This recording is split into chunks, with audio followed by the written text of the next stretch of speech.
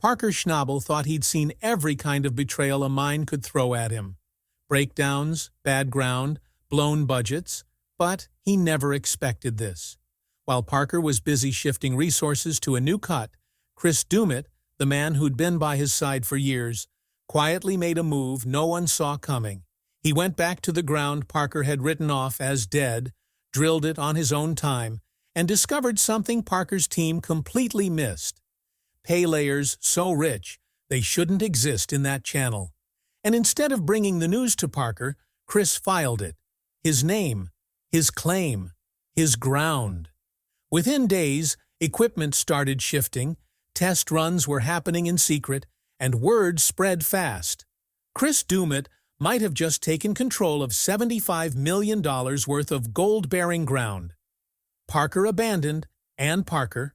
He had absolutely no idea it was happening. But before we dive in, hit that like button and subscribe, because this story flips the gold rush world upside down in ways nobody saw coming. Chris Doumitt had always been the steady hand, the quiet backbone in the chaos of Parker's operation. But this season, something shifted, and almost nobody caught it at first.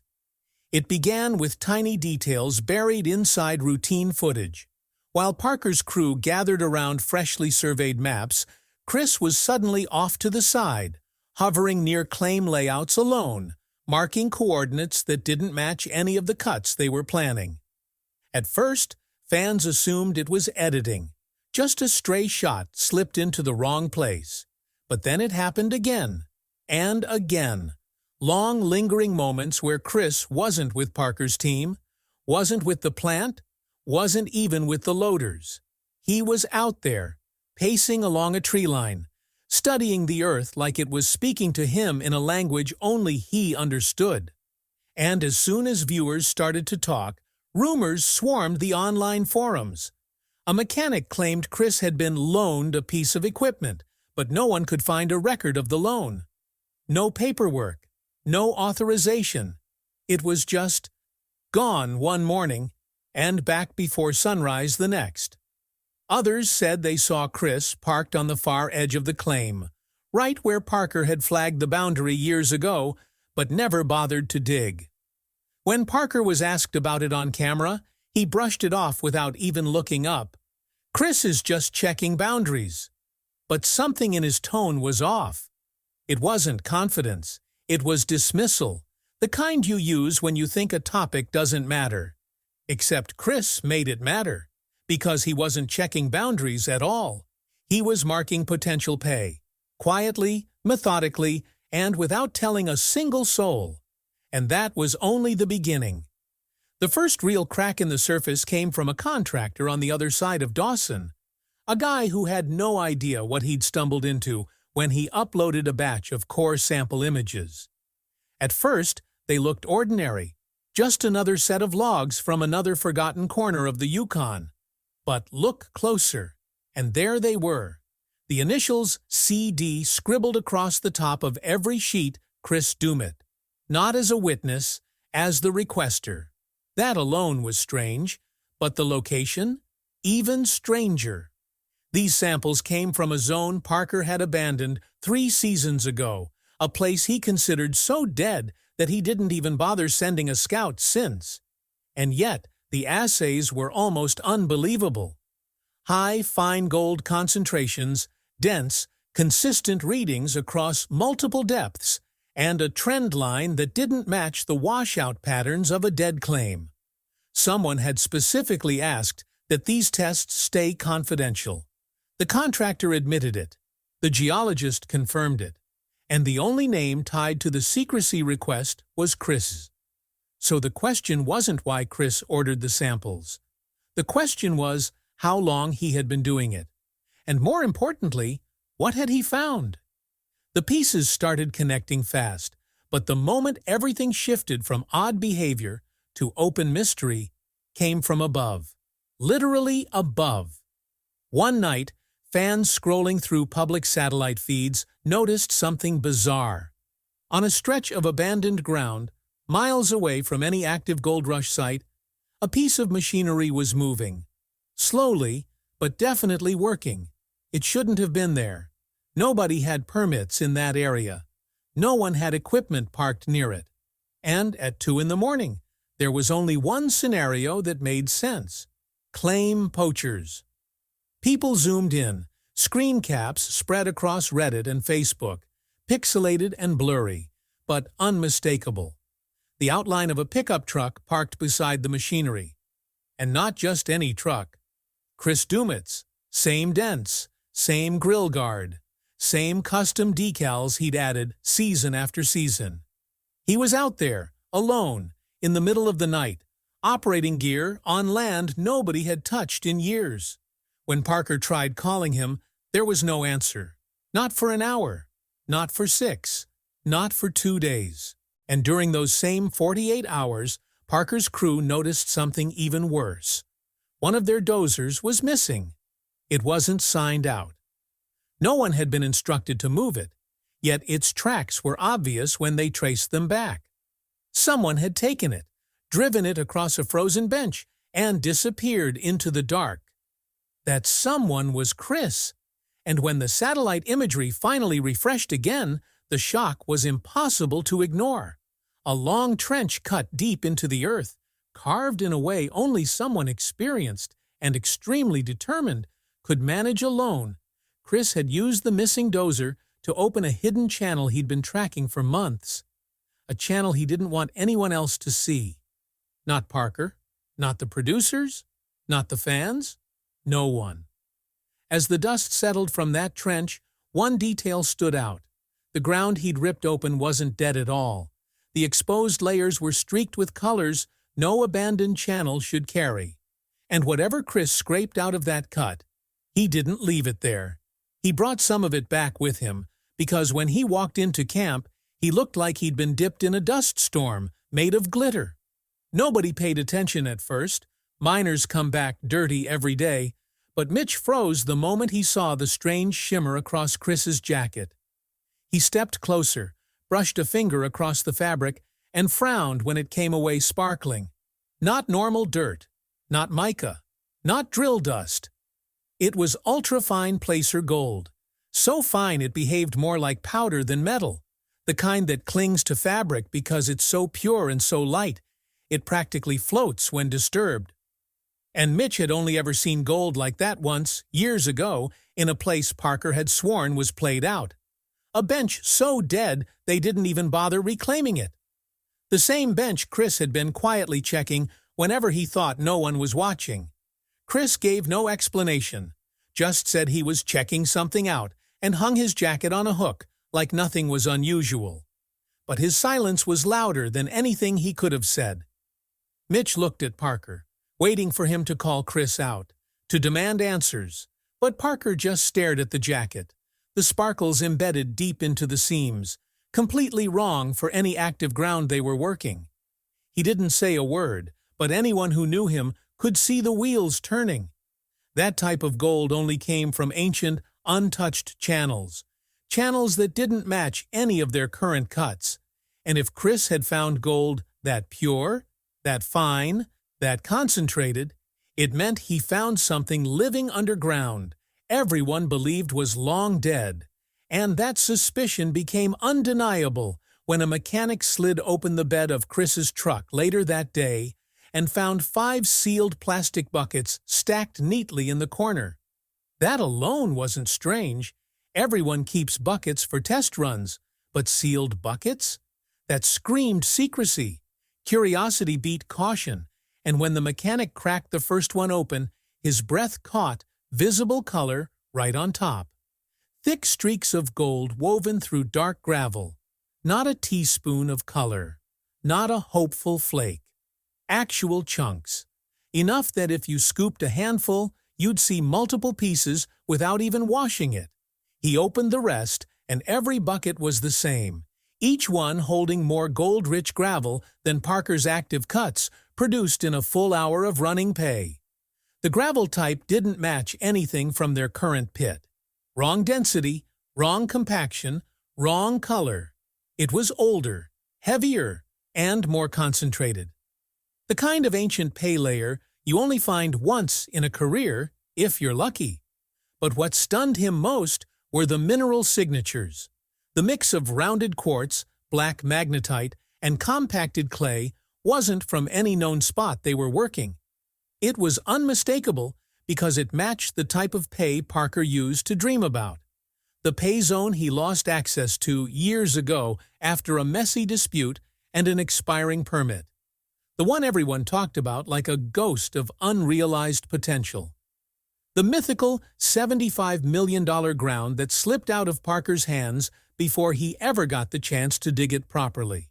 And somehow, some way, Chris had gravel from that exact zone sitting in buckets in the back of his truck. Word spread through the site in minutes. People whispered, tried to keep working, tried not to look suspicious when Parker walked by, because everyone knew something massive was happening behind his back. Something Chris clearly didn't want anyone else seeing. The questions weren't small anymore. This wasn't just scouting. This wasn't just curiosity. This was action. Quiet, strategic, expensive action. Then came the slip. A clerk from the Dawson claim office happened to stop by, dropping off routine paperwork, and casually mentioned she'd seen Chris earlier that morning at dawn, filing documents, alone, and not as an employee representing Parker's operation. He filed as primary operator. That single phrase hit like dynamite in the cabin. Primary operator. The only time you file as primary operator is when you're claiming land for yourself. No one spoke, but everyone felt the tension stretching thin as wire. The clerk didn't understand the reaction. She kept talking, unaware she just dropped the biggest bomb of the season. She said Chris had been in a rush, double-checking coordinates, making sure everything was perfectly aligned. Strange, she said, because the coordinates were familiar. She recognized them from old records, old maps, old disputes. She recognized them from the same $75 million pay zone Parker lost years ago. And now, someone else had just claimed that land. The punchline arrived an hour later when Parker opened his inbox. A notice. Not an approval, a rejection. The claim he had tried to refile, just in case the ground was ever reopened, had been denied. Filed too late. Someone beat him to it by 8 minutes. 8 minutes between losing a dream and someone else taking it. Whoever moved first now legally owned the very pay zone Parker had wanted more than anything else. That someone was Chris. He had filed the paperwork quietly, strategically, at dawn, long before the crew woke, long before anyone suspected he was even thinking about new ground. The truth hit Parker all at once. Not only had Chris reopened a loophole that allowed the abandoned pay zone to become available again, he'd moved faster than Parker could react. Faster than anyone could react. And he'd done it alone. No partners, no investors, no crew. Just Chris, a stack of sealed buckets full of proof, and a channel of ultrafine gold that suggested something massive was hiding beneath the place everyone believed was worthless. And the real shock wasn't the gold dust, or the buckets, or the filings. It was that Chris had been tracking this for months, maybe longer, following clues, testing gravels, checking layers, and keeping every piece hidden until the moment he was ready to make his move. The jacket shimmer wasn't an accident. It was evidence. Evidence of a live channel running under dead ground. A channel Parker never believed existed. But Chris did. And now he legally owned it. The next steps he took after filing sent the entire Yukon buzzing, because once he had the paperwork in hand, he didn't go back to camp. He didn't talk to Parker. He didn't talk to the camera crew.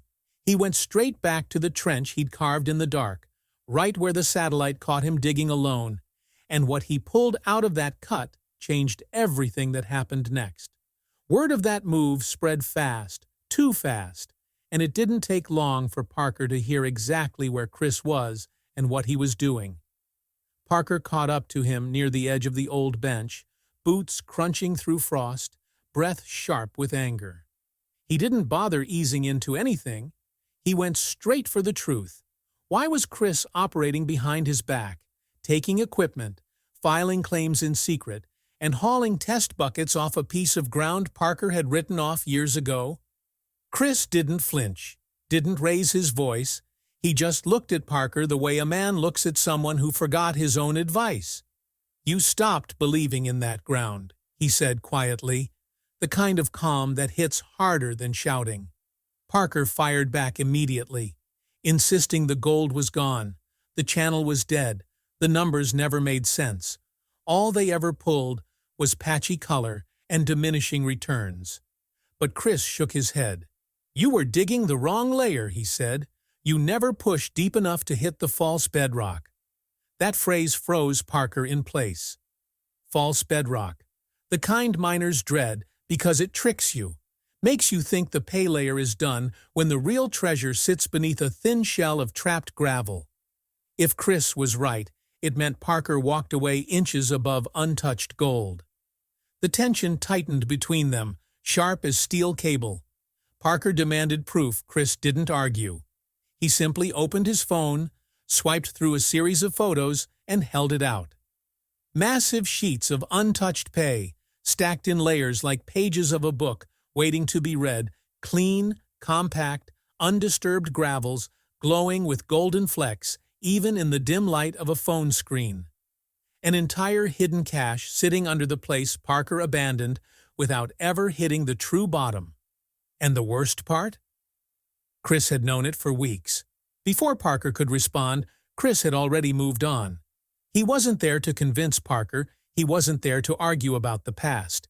He had a test wash to run. With the trench cut wide enough for a loader, Chris hauled a small batch of his secret gravel to a borrowed wash plant stationed just beyond the tree line. It wasn't a full setup, not even close, just enough to process a modest amount of pay and see if the numbers held. The moment the plant fired up, the low growl echoed across the valley, mixing with the rising dread in Parker's chest.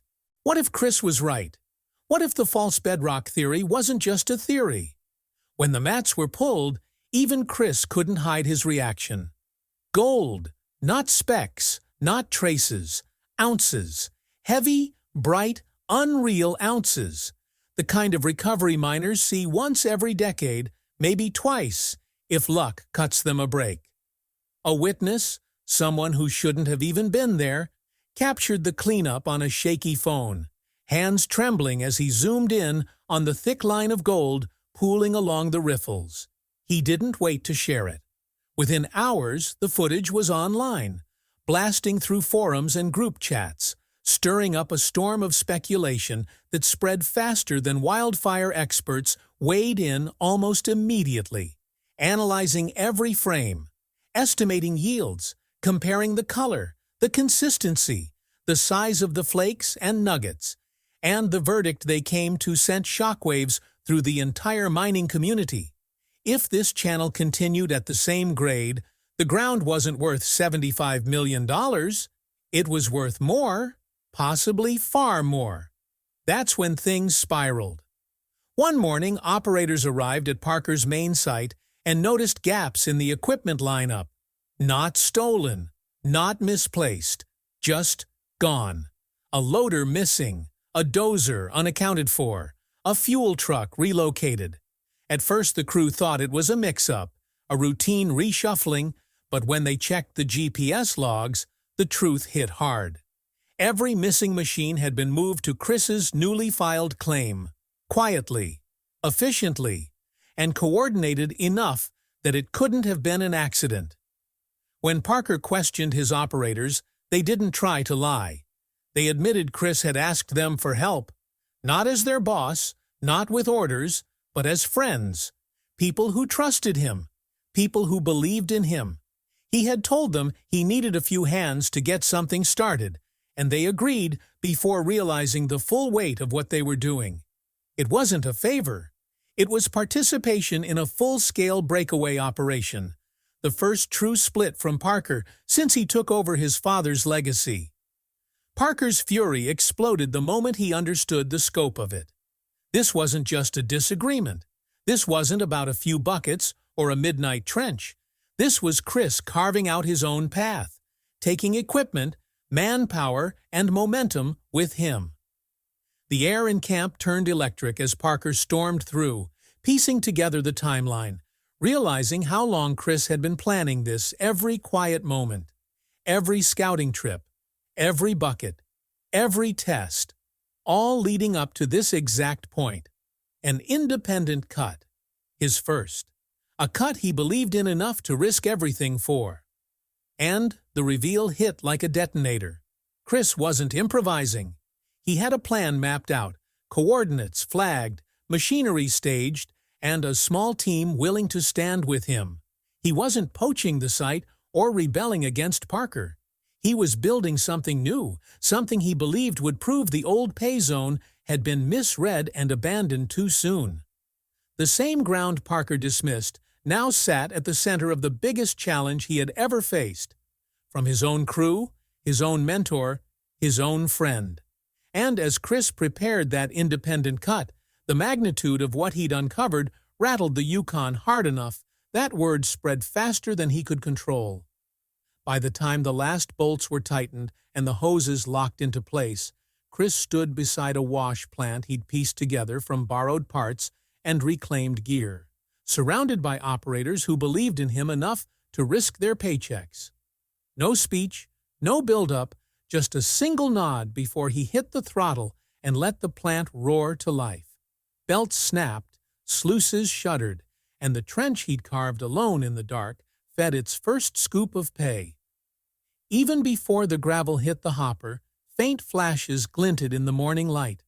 Coarse, ancient pieces locked inside compacted layers no one had touched in decades. When he finally shut the plant down and peeled back the mats, the reaction was instant. A veteran miner, someone who'd seen more false hopes than real strikes, staggered forward and blurted out what everyone was thinking. He hadn't seen gold like this since the old-timers' days. Massive flakes, thick, coarse pieces, and the unmistakable weight of nugget-rich pay.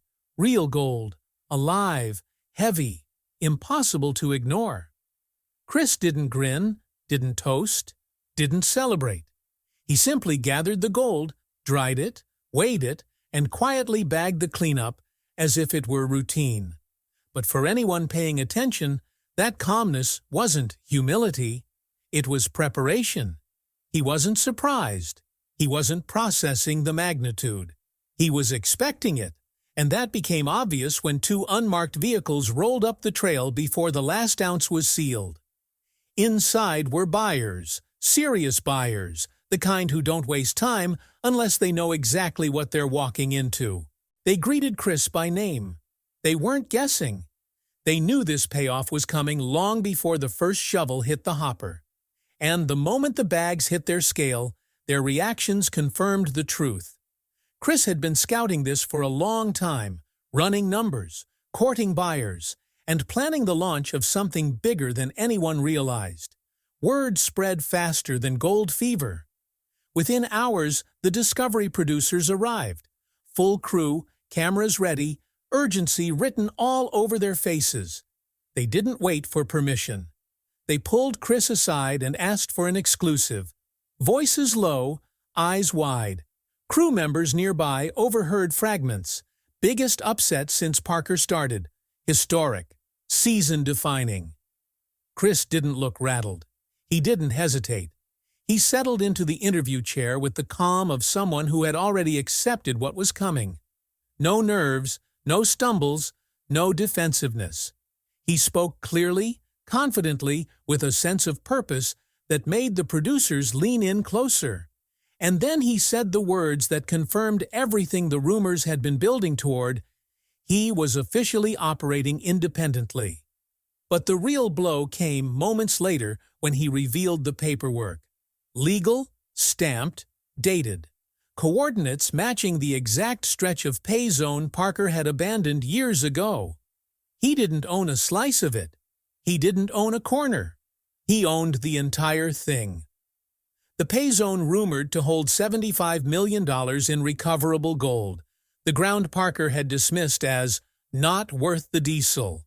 the land Chris had believed in when everyone else walked away. The tension back at Parker's camp was thick enough to cut through.